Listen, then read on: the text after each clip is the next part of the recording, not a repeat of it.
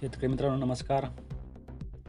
महाकृषी वार्ता चॅनलमध्ये आपले सर्वांचे स्वागत असून चॅनलला जर नवीन असाल तर सबस्क्राईब करून बेल आयकॉन दाबायला विसरू नका आणि व्हिडिओ शेवटपर्यंत नक्की पहा. चॅनलला लाईक करा, कमेंट देखील नक्की करा.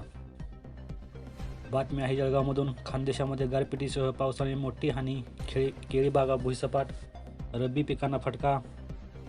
खानदेशात रब्बी हंगाम ऐन भरत असतानाच गारपीट, वादळी पावसाने पिकांची माती केली. शुक्रवारी सायंकाळी रात्री झालेल्या पावसात जळगावातील रावेर, यावल तालुक्यात केळी बागा जमीनदोस्त झाल्या आहेत. गहू, मका, हरभरा, कलिंगड व अन्य भाजीपाला पिकांनाही मोठा फटका बसला असून जळगाव जिल्ह्यात यावल तालुक्यात बामनोद, पाडळशे, बहालोद, पिळोदा भागात लिंबू व बोरांच्या आकार एवढा गारांचा पाऊस शुक्रवारी सायंकाळच्या वेळेस झाला. सुमारे अर्धा तास 20 मिनिटे जोरदार पाऊस झाल्यानंतर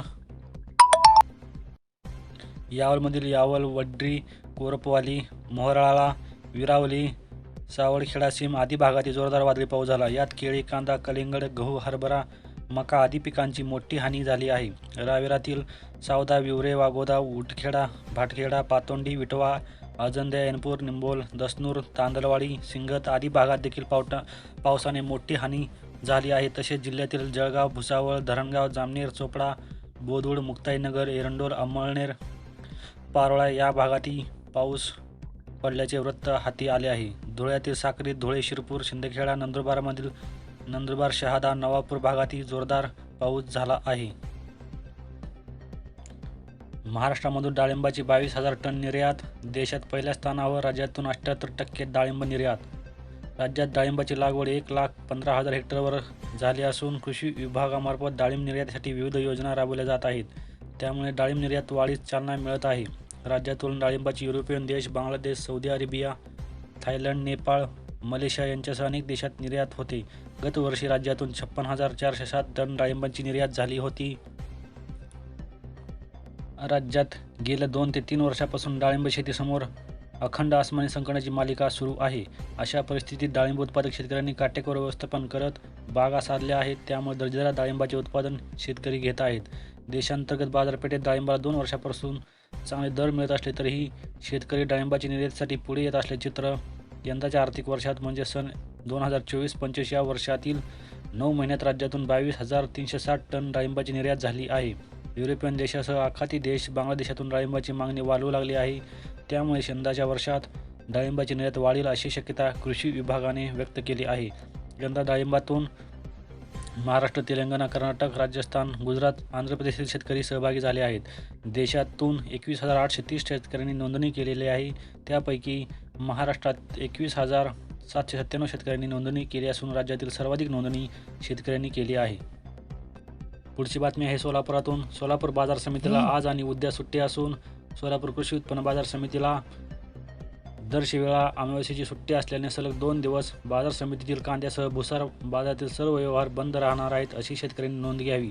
Shri Siddheshwar terminal market yard आडत व्यापारी संघाने यासंबंधीचे निवेदन जाहीर केले असून गेल्या काही दिवसापासून बाजारात कांद्याची आवक सातत्याने वाढत आहे. गेल्या 2 दिवसात रोज 300 ते 350 गाड्यापर्यंत कांद्याची आवक होत आहे. तरी कांद्याला सरासरी 2,000 ते सर्वाधिक 4,300 रुपयापर्यंतचा बाजारभाव मिळत आहे. आता सलग सुट्ट्या असल्यामुळे मंगळवारी कांद्याची आवक एकदम वाढणार आहे. त्यामुळे या दिवशीच्या बाजाराकडे लक्ष लागले आहे.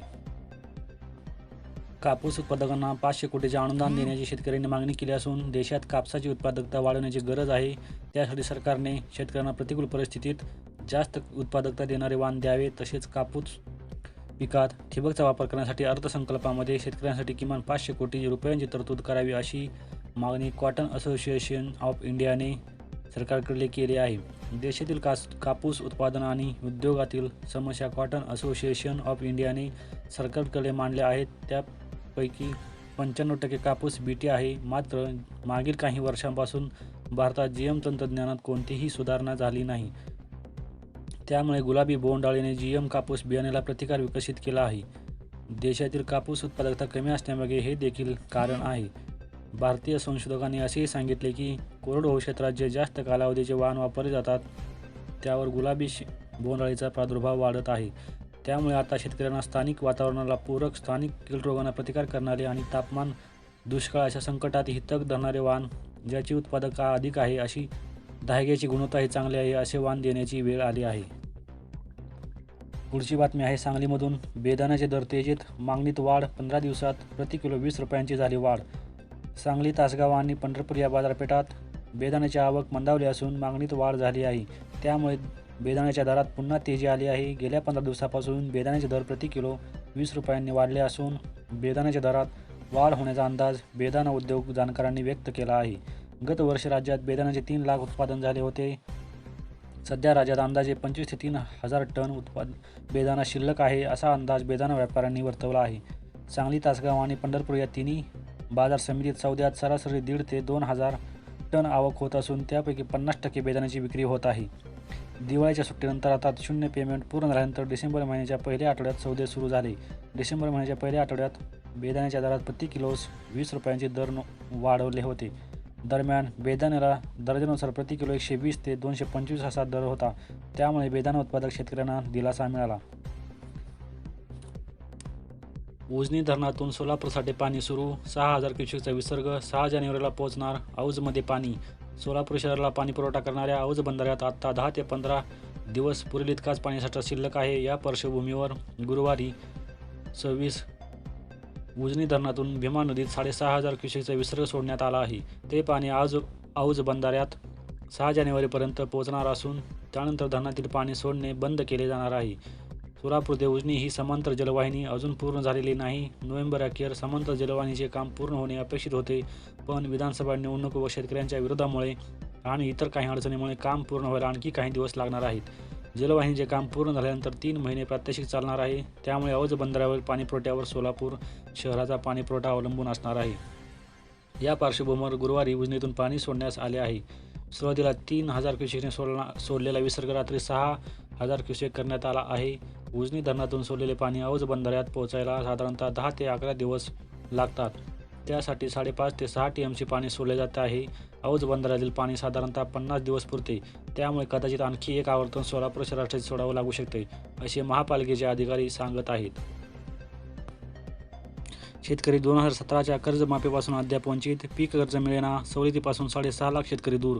शेतकऱ्यांना दिलासा देण्याच्या हेतूने तत्कालीन राज्य सरकारने 2017मध्ये कर्जमाफीची घोषणा केली होती. या योजना गाजावाजा करीत लाभार्थ्यांना जिल्हा प्रशासनाने प्रमाणपत्र वाटपाचा कार्यक्रम देखील घेतला होता. मात्र जिल्ह्यातील आळगाव बुद्रुक सेवा सहकारी सोसायटीचे 248 पात्र शेतकरी अद्यापही कर्जमाफीच्या लाभापासून वंचित असून त्यांची मागणी पूर्ण झालेली नाही.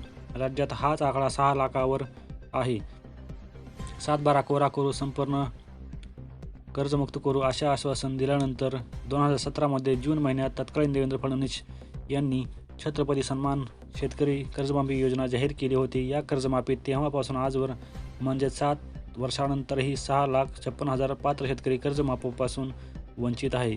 ही योजना जाहीर केल्यानंतर 18 ऑक्टोबर 2017ला धनत्रयोदशी या दिवशी महाराष्ट्रातील सर्व जिल्हाधिकारी कार्यालयीन तत्कालीन पालकमंत्री व जिल्हाधिकाऱ्यांच्या हस्ते तर मंत्रालयात मुख्यमंत्री देवेंद्र फडणवीस यांच्या हस्ते निवडक शेतकऱ्यांना साडी चोळी व आपण कर्जमुक्त झालो असे पण मुख्यमंत्र्यांच्या सहीचे पत्र देऊन सन्मानित केले होते.